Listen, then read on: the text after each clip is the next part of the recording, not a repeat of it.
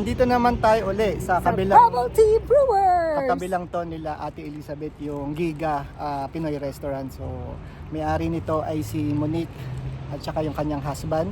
So pasok tayo sa loob at syempre konting glimpse lang ng kanilang restaurant. Since nandito na rin naman tayo, bigyan na natin sila ng pagkakataon at least ma-tour nila tayo dito sa kanilang business.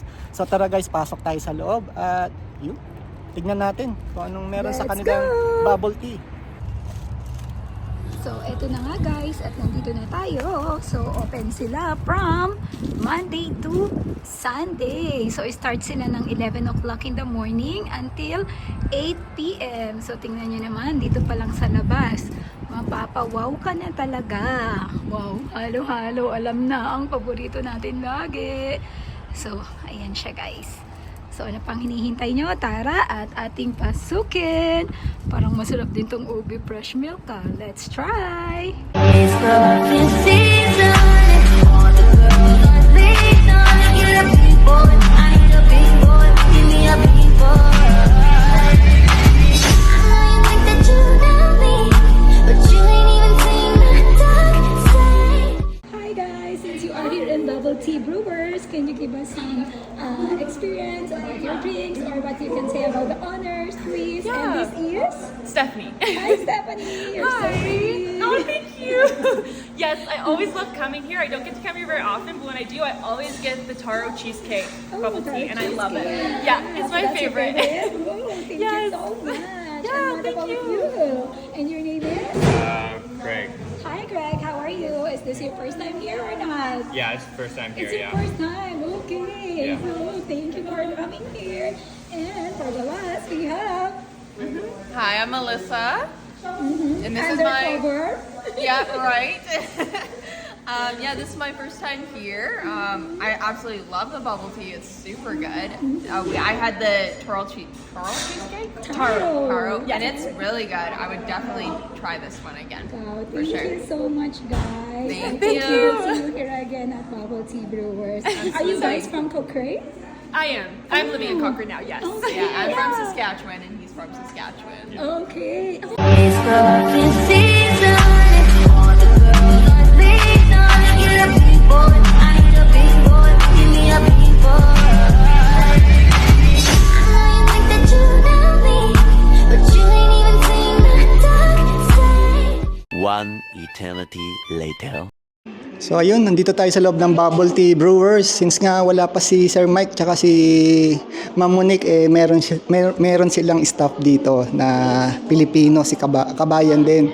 So TFW siya, napag-alaman ko. So tanungin natin, kamusta ang buhay TFW ni Laika? Hi Laika. Hello po. So si Laika nga pala ay isang temporary worker dito sa Canada. Laika, bigyan mo naman kami ng konting background. Paano ka nakarating dito sa Canada? Ano yung trabaho mo dati sa Pilipinas bago ka nakapunta dito? So, ako po, si Laika. So, welcome po sa buhay ko. Ayan. Ako po ay lumapag dito sa Canada last year lang po, November 1. So, November 1 po nung napunta po ako dito. So, paglapag ko po nung November 1, November 1 last year? yes po, last year, 2023 po. So, lumapag po ko dito. Madaming pagsubok po.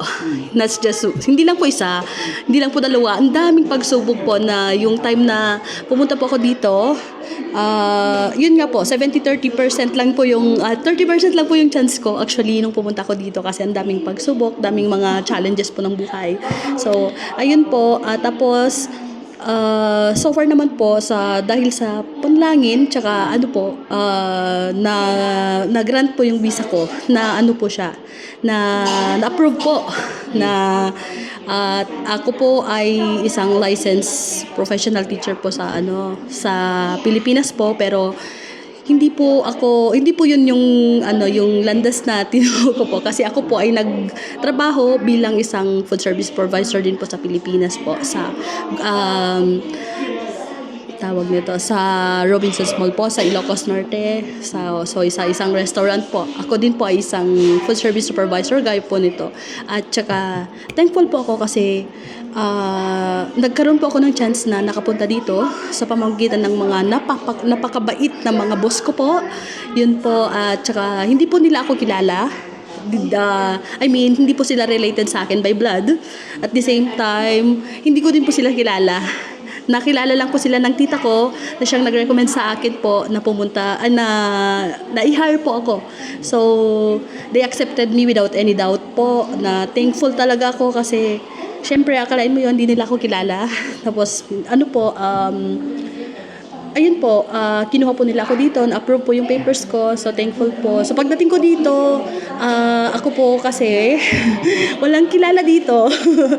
As in po, wala po akong kamag-anak, wala po akong kasi mostly po ng mga kamag-anak ko nasa Toronto po, yung lola ko, yung tito ko, na nasa Toronto po silang lahat. So pumunta ako dito, culture shock din po at the same time. Din po, yung feeling ko na wala akong kapamilya, yung nagmumukmuk ka na lang sa kwarto. Ganun po kasi syempre pero sa pamamagitan po ng mga ng mga kilala ng mga boss ko, tapos yung mga kakilala nila na pinakikilala din ako, na yung tipong parang pamilya talaga.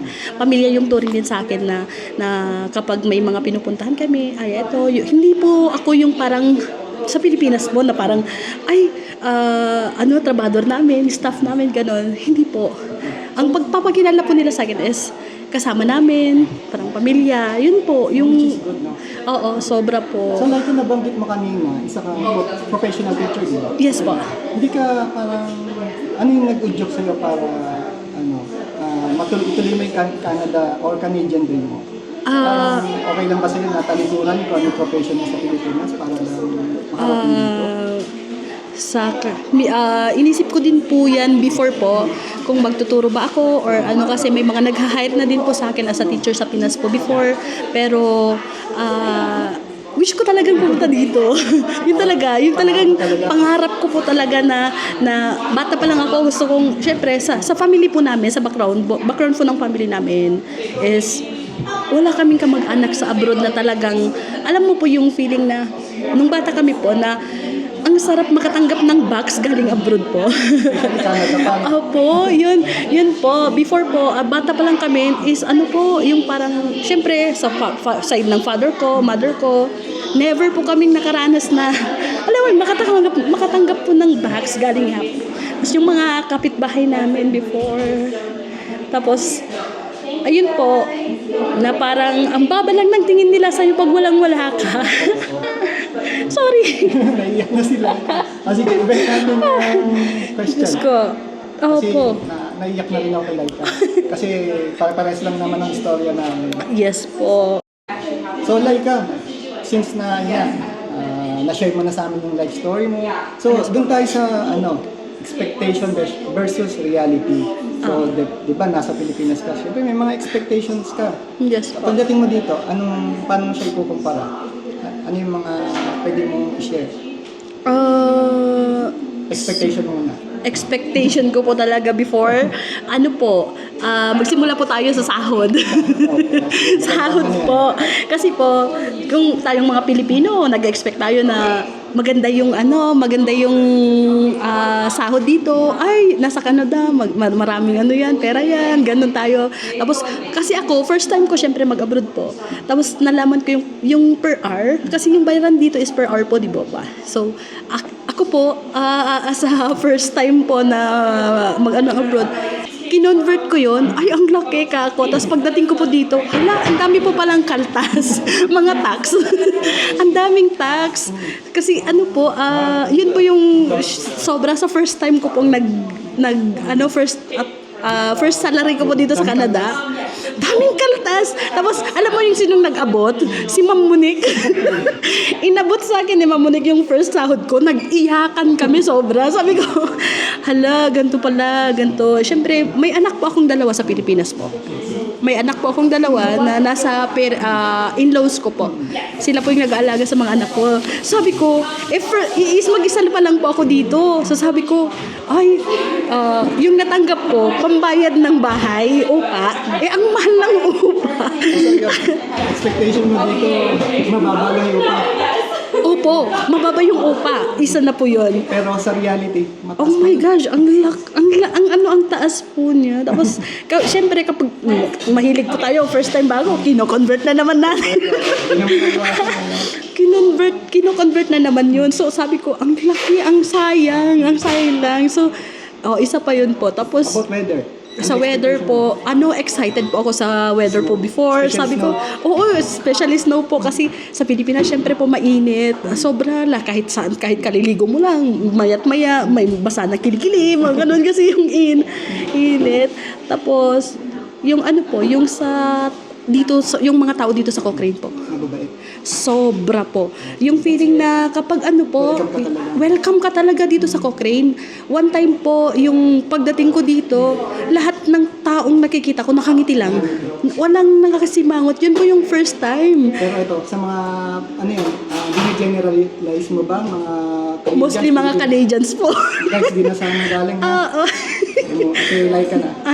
Mga Canadians po, nakangiti. Tapos, every day, pag may mga po ako na mga puti, sabi, sila, good morning, hi, how are you? Ganun sila. Tapos, minsan pa, kung sino pa yung, hindi naman po mga tao pa din po, hindi natin maiwasan na kahit nakangiti ka na, syempre, kalahi ka mo. Nakangiti ka na, pero, okay lang. Pero next time, alam mo na, at least yung taong na kasalubong mo na yon is na po. This carries the experience. Opo. Yun, like ka. Wala na ako masyadong tanong pagdating sa life story mo. Yes po, thank you. Pero yun na lang, kamusta si Ma'am Monique at saka si Sir Mike Boss po. boss. Yun po. Sila po, at first po, ayaw nilang matawag ng ma'am at saka sir before. Hindi kasi uso dito sa Canada yung Ma'am tsaka sir pala. Oo, first kasi name, dito basis. yes po, ang ma'am at saka sir pala dito is parang matanda, ganun. Hindi ko po alam yun. So, syempre, pagdating ko po dito, ma'am tsaka sir ko po sila. Pero ang sabi nila, wag mo kaming tawagin ganyan. Kasi tawagin mo na lang kami sa pangalan namin. Pero, Pinoy pa din po, galing Pinas, bago, first time na Oo, ma'am tsaka sir pa din. yung Tapos, sila po, wala po akong masabi kasi first day ko pa lang dito hanggang ngayon po, sila na po yung hands-on sa akin na talagang ang daming aral, day by day may mga aral kang maano sa kanila, mapupulot. Hindi ka naman siguro bago sa mga dumating ka November last year, pero this year nasa kalagitnaan na tayo ng taon. Halos maraming naglalabasa ng balita tungkol sa pagbabago. Hindi ka ba nadi-discourage na parang sana hindi ko na lang ituloy, parang lumalabo na yung future mo dito? Hindi ka ba, ano yung masasabi mo tungkol? At first po, syempre, like last month lang po, may bagong rules na naman po para sa mga TFW po, mga ganun. Siyempre, nung una po, as in talagang down na down. Pero siyempre, may mga kasama po ako sa Bible study. Every Tuesday po, nagba-Bible study po kami ng JIL. So, parang never ko siyang tinake as negative po. There's this cliche po kasi na wag mong problemahin yung problema, hayaan mo yung problemang magproblema sa problema mo. Ganun siya. Ano pwede mangyari? Yes po, thank you din po sa mga kasamahan namin sa JIL na siyang talagang tumutulong sa amin, tapos nagpapalakas ng loob namin na andun lang lagi sila nakasupport sa amin to pray with us sa mga futures, sa mga dreams namin. Especially po, napasama po ako sa magandang grupo at never pong iiwan na grupo dito sa Canada po. Which is, pinag-pray ko po yan before akong lumapag dito na sana masama ko. Tapos yung nanay ko po kasi na talagang hindi ko naman inaano na sobrang religyosa. Talagang pinag-pray namin to na talagang mapunta ako sa magandang grupo. At thank you po, thanks kay Jesus Christ kasi nakilala ko sila. Tapos yung mga grupo ko na yun na nakilala ko, lalo na yung si Ate Joey ko po na nakilala ko siya out of nowhere po. Narinig ko lang po siya na nag-uusap sila ng tatay niya before na Ilocano. So sabi ko, tagasan po kayo? Sabi ko sa kanya, hindi nila ako kilala. Tapos hindi ko na kilala. Tapos narinig ko lang na, Ilocano po kayo? Ayun na po. Tapos sabi niya, attend ka sa amin ng Bible study? Yeah, walang alindangan. Yes po, sure. When po? Kailan? Ganun po agad-agad. Tapos, talagang wala ka pong masabi sa group na iyon po. Hanggang ngayon po, sobrang active po nila. Any last word or advice dun sa mga paparating pa lang na TFW or yung mga nandito na kagaya mo ang status TFW, ano yung masasabi mo sa kanila? Na medyo Nangangamba. Sa mga ano po, sa mga papunta pa lang po, trust your guts po, yung feelings. Number 1 po yun. Tsaka, number 1 po is magtiwala lang po kay God. Ano man po yung yung tatahakin niyo po is ano niyo din po kay God, lahat-lahat. Kasi siya, alam niya at siya yung may control sa lahat ng ano natin sa buhay dito. Tapos, sa mga sa mga nandito na nagwo-worry, wag po kayo mag-worry. Kasi God is in control po. God is good all the time po. So, yun. Mayroon ka bang gustong bagiin sa Pilipinas? Shoutout dyan. Sa salita niyo muna. Ay, ngayon, kahit ko man nga batiin, digiti gagayem ko, iji Ilocos Norte po, ti pamilya de la Cruz, Vicente, ken digiti dadungo pa kakabagyak. Hello po. Anong TV po pala ito? Anong page po to? This channel. Po? This channel. Jess Channel. Welcome po sa Jess Channel po. Like and subscribe po. Tapos ano na din po. Pa-share. Yun, Laika, maraming salamat sa oras mo. At kahit sobrang busy kayo dito sa shop. Yes po, thank you po, sir. Nabigyan kami ng oras.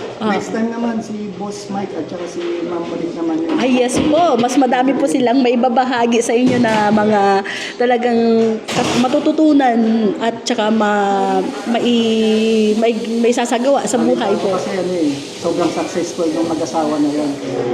Abangan Wala natin po kung yung- masama. Abangan po natin. Thank you, Laika. Thank you. Bye-bye.